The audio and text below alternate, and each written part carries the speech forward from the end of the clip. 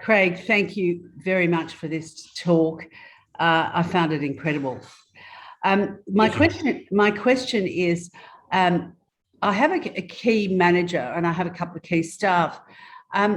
Every time they think that I'm going to sell the business, it's a personal thing. What's going to happen to us? Sure. How do you get around that? So one of the reasons we use employee share plans is it completely aligns them with you.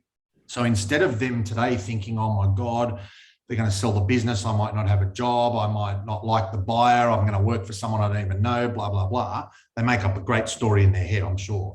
But if they're a shareholder with you, they own 5% and you own the other 80 because there's 4 of them, then they're aligned with you. So you can actually get them on board. So for example, I have a share plan in my business. Everybody knows I'm preparing to sell my business in 5 years' time.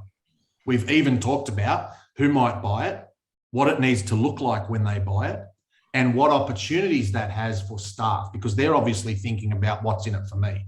Craig's going to sell the business and walk away with a check and retire. How does that help me? It doesn't.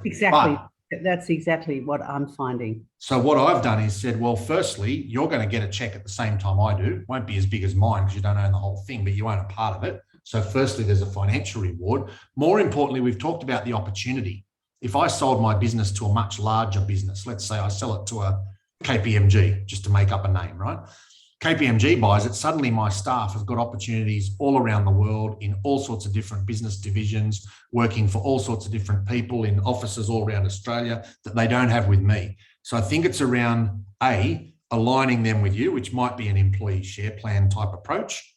B, getting them on board and understanding it's actually an opportunity, not a threat. Can be a threat if they take it that way, but I think you've got to frame it up as an opportunity.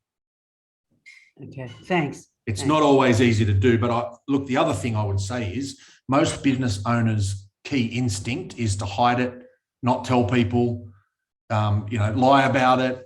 I've had all sorts of clients. I've had clients that have asked me to invoice them from a company that's not called Succession Plus, so their staff that pay the bills don't know they're talking to me.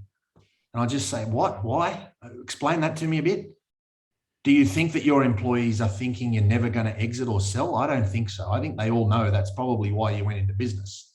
Now, it's about the messaging and the management of that over time, and the employee share plan can be a quite effective part of that to leverage it. Certainly something to think about.